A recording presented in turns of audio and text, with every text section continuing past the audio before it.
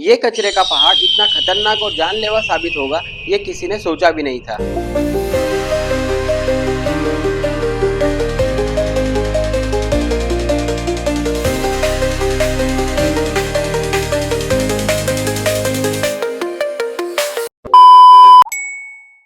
जब भी हम घर का कचरा डस्टबिन में डालते हैं तो बहुत से लोग सोचते हैं कि अब हमारी जिम्मेदारी नहीं रही। तो अब ये कचरा फिर जाता कहाँ है? क्या वो इकट्ठा हो जाता है या फिर कहीं ना कहीं गायब हो जाता है? तो आज मैं आपको लेकर के चलता हूँ एक ऐसी जगह पर जहाँ पर आपको देखने को मिलेगा पूरा एक पहाड़ जो कि बना हुआ है पूरा कचरे से। कचरा नाकते फिर वहाँ की बदबू आती है, वो जलाते हैं, आग लग जाती है, उसकी बदबू आती है। सांस लेने की तकलीफ हो जाती है, किसी को सांस की बीमारी, किसी को, मेरे को खुद को कैंसर की बीमारी।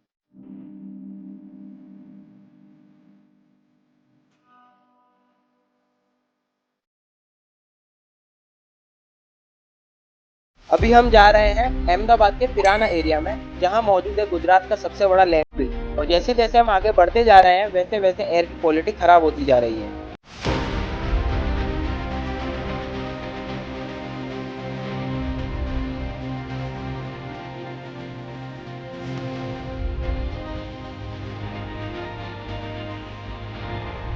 आज हम खड़े हैं पिराना डंपिंग साइट के ऊपर। यहाँ पर जो है पिछले 40 सालों से अहमदाबाद का कचरा यहाँ पर आकर के जमा होता है। कैमरा शायद ये जगह को पूरा कैप्चर ना कर पाए, लेकिन ये जगह बहुत ही बड़ी है और पिछले 40 सालों से यहाँ पर अहमदाबाद का पूरा कचरा यहाँ पर आकर के जमा होता है।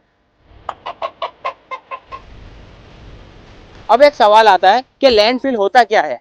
तो लैंडफिल एक ऐसी जगह होती है जहां पर पूरे शहर का जो है वेस्ट आ करके जमा करके म्यूनसिपालिटी, और फिर वो धीरे धीरे जो है डिकम्पोज होना स्टार्ट हो जाता है। उसको ये प्रोसेस को जो है पूरे बहुत ही ज्यादा सालों लगते हैं। पूरे शहर का जितना भी सॉलिड वेस्ट रहता है वो यहाँ पर ला करके डंप कर दिया जाता है और फिर उसके बाद में धीरे धीरे जो है ये मीथेन गैस के अंदर कन्वर्ट होता जाता है और पूरा लैंडफिल जमा होता जाता है।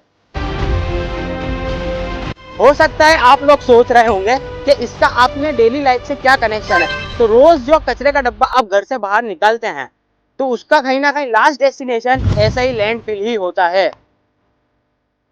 हर प्लास्टिक बॉटल, हर वो फूड पैकेट, हर शॉपिंग बैग और हर वो चीज जो हम बिना सोचे फेंक देते हैं उसका कोई ना कोई डेस्टिनेशन होता है। जब हम वेस्ट को अलग अलग करके नहीं पा सकते तो रिसाइकलिंग मुश्किल हो जाती है और लैंडफिल पर प्रेशर बढ़ जाता है। अहमदाबाद एक तेजी से बढ़ता हुआ शहर है।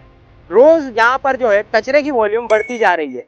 धीरे धीरे यहाँ पर पहले थोड़ा कचरा आता रहा, फिर अगले हफ्ते और बढ़ता रहा, फिर अगले महीने और ज्यादा बढ़ता रहा और सालों तलक तो यहाँ पर पूरा का पूरा पहाड़ ही जमा हो गया कचरे का।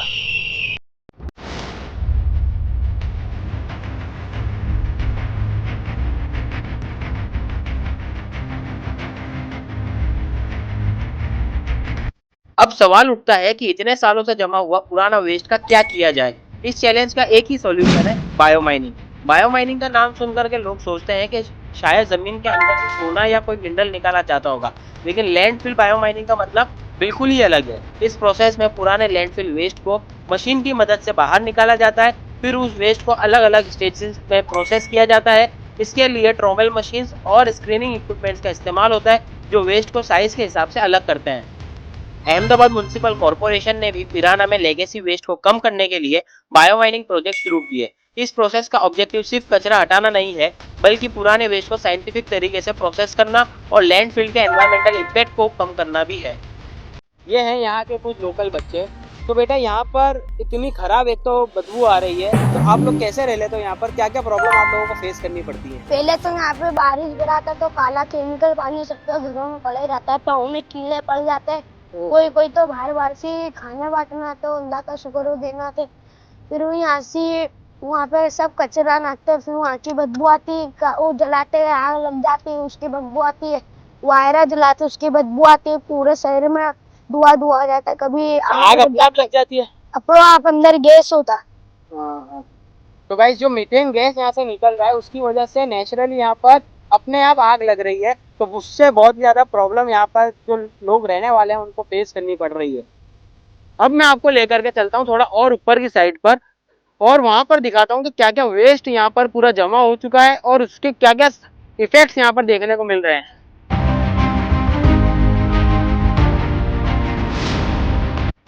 सो गाइस ये है केचप की पैकेट जैसा कि आप लोग देख सकते हैं, और इसकी हालत देखिए क्या हालत हो चुकी है इसकी, पता नहीं कितने सालों से पड़ा होगा ये। और देखिए डिकम्पोज अभी तक नहीं हो पाया क्योंकि ये प्लास्टिक है, तो उसकी वजह से देखिए अभी तक डिकम्पोज नहीं हुआ है। और इसकी हालत देखिए आप, ये नन्हे हाथ जिनमें किताबें और खिलौने होने चाहिए थे, आज कचरे के ढेरों के बीच मेहनत करते दिखाई दे रहे हैं। आप ये जो धुआं देख रहे हैं, ये कचरे के ढेर के अंदर बनने वाली गर्मी और गैसों के कारण लगने वाली आग का नतीजा है। लेकिन ये सिर्फ धुआं नहीं है, ये आसपास में रहने वाले लोग और एनवायरनमेंट को बहुत ही ज्यादा नुकसान पहुंचाने वाले एक खतरनाक गैस है।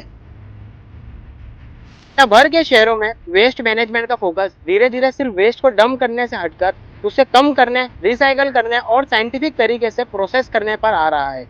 इंडिया में भी सोर्स सेग्रीगेशन, रिसाइकलिंग, कंपोस्टिंग और लेगेसी वेस्ट रेमिडिएशन पर काम बढ़ रहा है। पिराना में चल रहा बायो माइनिंग प्रोजेक्ट भी इसी बदलाव का एक हिस्सा है। लेकिन क्या सिर्फ रिसाइकलिंग से प्रॉब्लम सॉल्व हो जाएगी? क्या बायो माइनिंग के बाद पिराना का पूरा एरिया बदल सकता है? और अहमदाबाद का फ्यूचर वेस्ट मैनेजमेंट सिस्टम कैसा हो सकता है? ये सब हम इस डॉक्यूमेंट्री के आखिरी हिस्से में जानेंगे। तो अभी हम आ चुके हैं एकदम टॉप पर, और यहाँ पर आकर के आप नजारा देखिए कितना ब्यूटीफुल व्यू है, एकदम खूबसूरत नजारा है यहाँ पर। लेकिन कचरे का पूरा कचरा भरा पड़ा है, इतनी खराब स्मेल आ रही है किसी कोई हद नहीं है, बहुत ही गंदी स्मेल आ रही है। सो गाइज मैं अब जल्दी से नीचे उतरता हूँ क्योंकि ऊपर बहुत सारी चील आ चुकी हैं और चील यहाँ पर मारती हैं।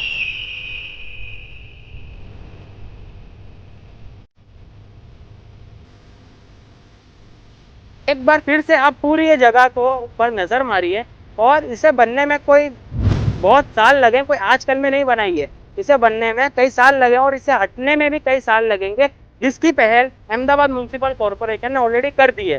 क्योंकि ये एरिया जो है पूरा अब कंजस्टेड होता जा रहा है, मीन्स यहाँ पर पब्लिक आकर के रहना स्टार्ट हो चुकी है। यह लैंड जो है ऑलरेडी पब्लिक को सब एलोकेट करना स्टार्ट कर दिया गया है। तो इसकी वजह से अब अहमदाबाद म्युनिसिपल कॉर्पोरेशन ये पूरे लैंडफिल को हटाने में लग चुकी है और बायो माइनिंग के प्रोसेस के थ्रू इसे हटाया जा रहा है। तो जैसा कि आप लोग देख सकते हैं मेरे पीछे, यहाँ पर जो है लोकल्स अब रहना स्टार्ट कर दिया है, मीन्स पीछे अब जो है लोगों ने घर बना लिया है यहाँ पर। ऐसी डेंजरस सिचुएशन के अंदर जो लोग रह रहे हैं, जो जहाँ पर उनको रहना नहीं चाहिए लेकिन अभी भी फिर भी रह रहे हैं, तो उसको देख करके अब म्यूनसिपालिटी ने यहाँ से पूरा जो है लैंडफिल हटाने का प्रोग्राम लॉन्च कर दिया है। अब आइए चलिए अब चलते हैं नीचे, लोकल से बात करते हैं कि वो यहाँ पर कैसे रह रहे हैं और उनको क्या क्या यहाँ पर परेशानियां झेलनी पड़ रही है, और यहाँ पर बहुत सारी बीमारियां भी हो रही हैं, सांस की तकलीफ हो रही है और फेफड़ों के अंदर जो है तकलीफ हो रही है, लोगों को सांस लेने में भी प्रॉब्लम हो जाती है। तो आइए चलते हैं नीचे अब।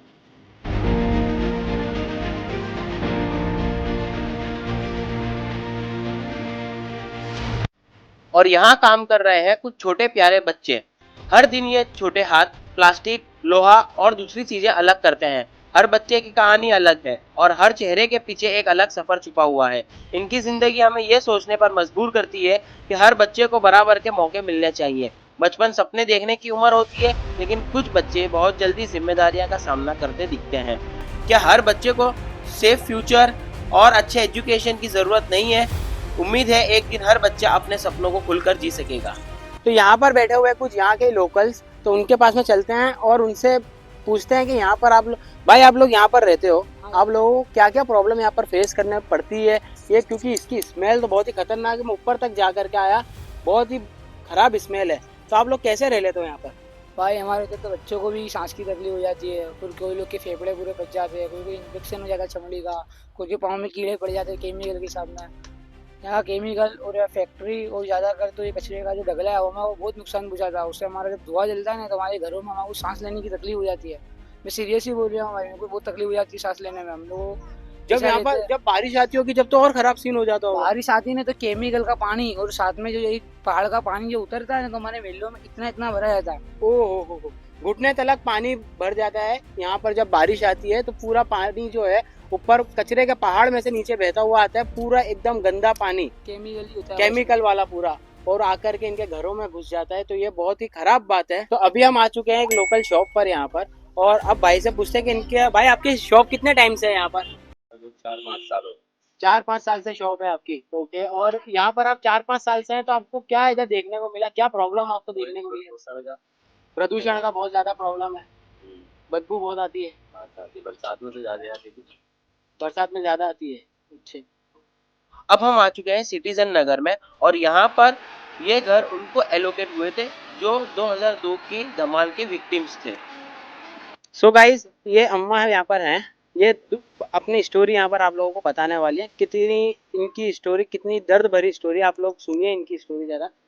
अम्मा, आप कितने टाइम से रह रही हैं यहाँ पर? यहाँ पे 2002 में 2002 में धमाल हुई। हाँ। 2004 में हमारे को ये मकान दिए हमारे कमेटी वालों ने। अच्छा। सरकार कुछ नहीं दी, सरकार ने नहीं दिया? सरकार ने कुछ नहीं दिया, खाली ये मकान हमारे कमेटी वालों ने हमारे मुसलमान लोग दे दिए।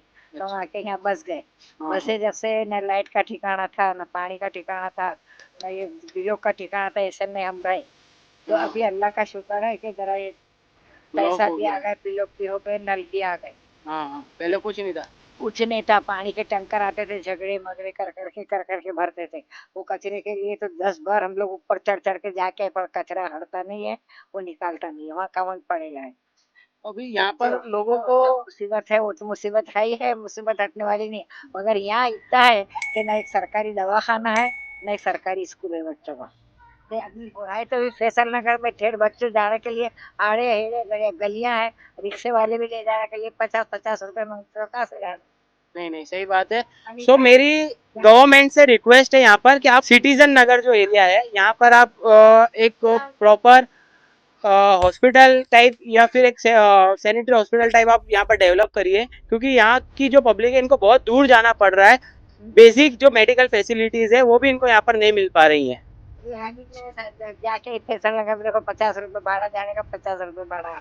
तो सबको यहाँ पर इसकी वजह से भी तकलीफ बहुत ज्यादा होती है। बहुत है, इसकी तो बहुत ही 25 बरस हो गए यहाँ। बोलते हैं 2002, ऐसा नहीं, 2002 की धमाल हुई, 2004 में हमको मकान मिला। अब वो कितने साल में कितने नहीं, वो तुम्हारे पैसा हाँ नहीं, जब से ये कचरा यहाँ पर जमा हो रहा है उससे अगला था। अभी तो थोड़ा ज्यादा निकाल रहे हैं, अब उसका जो है सॉल्यूशन आ रहा है। ज्यादा हो गया। क्या निकालता है कि निकालना ही पड़ रहा है कि हम जाके वहाँ ऊपर बैठेंगे जब वहाँ से देखेंगे कि भाई हाँ ये कचरा निकल रही है।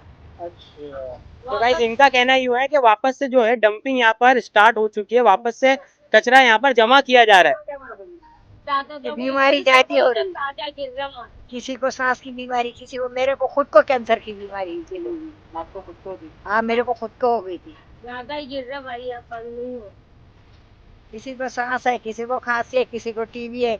इंसान रह ही नहीं सकते हैं, तो करना काम धंधा है। बच्चों की स्कूल देखो, वो छोकरा कितने दूर जाता है। सो मेरी ये गवर्नमेंट से रिक्वेस्ट है कि आप लोग जितना हो सके इतना जल्दी ये जो पूरा पहाड़ है कचरे का, इसको आप यहाँ से हटाइए। और पब्लिक से मेरी ये रिक्वेस्ट है कि जितना हो सके आप लोग वेस्ट को जो है उसको डिकम्पोज करना स्टार्ट करिए, रिसाइकल करना स्टार्ट करिए। और साथ में ही जब आप उसको कचरे के डब्बे में फेंकते हैं तो उसको अलग अलग करके सेग्रीगेट करके उसको डिकम्पोज करिए, कचरे के डब्बे में डालिए, ताकि ये जो वेस्ट मैनेजमेंट का जो प्रोसेस है ये इजी हो सके गवर्नमेंट के लिए भी, और कचरा जो है ज़्यादा लैंडफिल में ना जाए और हमारे देश जो है वो स्वस्थ रहे और स्वच्छ रहे। अगर आपको ये वीडियो ज़रा सी भी इंफॉर्मेटिव लगी हो और आप चाहते हैं कि मैं ऐसी और वीडियोस बनाऊं जिसके अंदर हिस्टोरिकल प्लेसेस, कुछ छुपी हुई कहानियाँ और इंडस्ट्रीज और ऐसी अलग अलग जगहों के बारे में आप लोग देखना चाहते हैं, तो प्लीज़ चैनल को सब्सक्राइब ज़रूर कर देना और साथ में वीडियो को जितना हो सके आपके दोस्तों के साथ में शेयर करिए। मिलते हैं ऐसी नई वीडियो के साथ में नेक्स्ट टॉपिक पर, तब तक के लिए टेक केयर, बाय बाय।